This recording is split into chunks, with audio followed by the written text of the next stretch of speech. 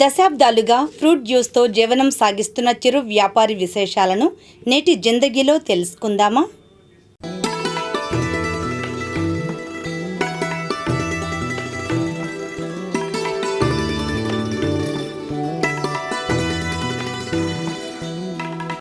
మంగళగిరి గౌతమ బుద్ధ రోడ్డునే ఆదాయ వనరుగా ఎన్నుకొని సదరు రోడ్డు ప్రక్కనే జ్యూస్ బండి పెట్టుకుని జీవిస్తున్న ఇతను చాలామందికి సుపరిచితుడే. వయసు మీద పడుతున్నా శ్రమ పడుతూనే జీవితాన్ని కొనసాగించడం ఈయన ప్రత్యేకత. ఈయన మాటల్లోనే మరిన్ని వివరాలు తెలుసుకుందాం. నా పేరు ప్రసాద్. లస్సీ చేస్తుందండి 30 ఏళ్ళ నుంచి వ్యాపారం.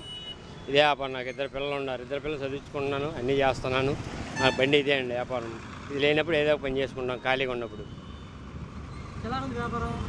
వ్యాపారం 30 ఏళ్ళ నుంచి చేస్తున్నామండి.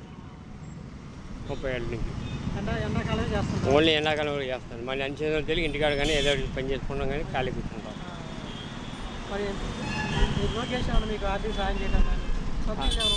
సొంత ఇల్లు అనేది ఏమి లేదు. మామూలుగా అద్దెగా ఉంటున్నాం. ప్రస్తుతానికి అద్దెగా ఉంటున్నాం. సొంత ఇల్లు ఏమి లేదు, అద్దెగా ఉంటున్నాం.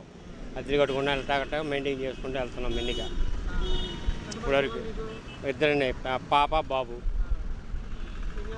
2 ఇంటర్ సెకండ్ ఇయర్. అమ్మాయి ఇంటర్ సెకండ్ ఇయర్, అబ్బాయి ఫస్ట్ ఇయర్.